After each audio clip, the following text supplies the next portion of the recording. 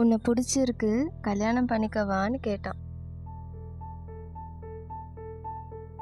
உன்னை நான் எப்படி நம்புறதுன்னு கேட்டா என்ன சொன்னான் தெரியுமா?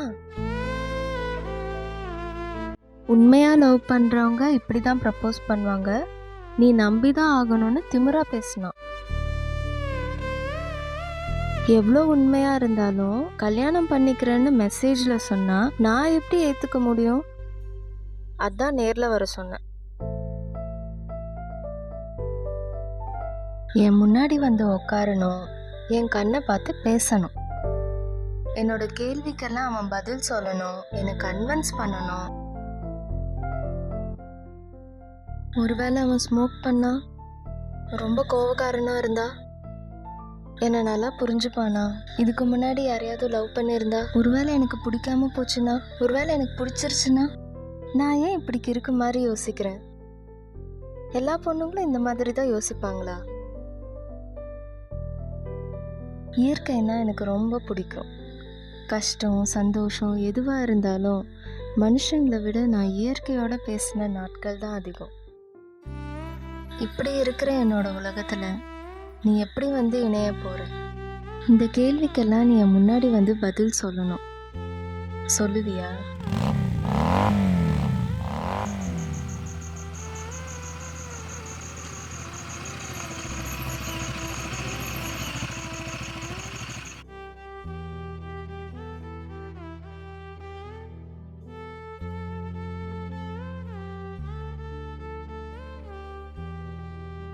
உன்னை பார்க்கணுன்ற ஆர்வம்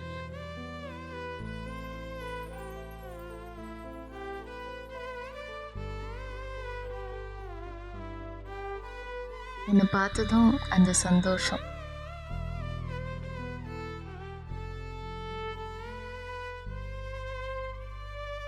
உன்னை பார்த்து பேசுற அந்த நிமிஷம்,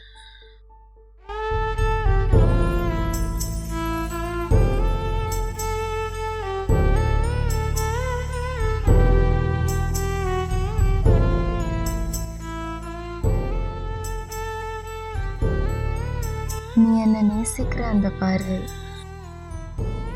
இதெல்லாம் தாண்டி உன்னோட சேர்ந்து வந்த இந்த மழை துளி,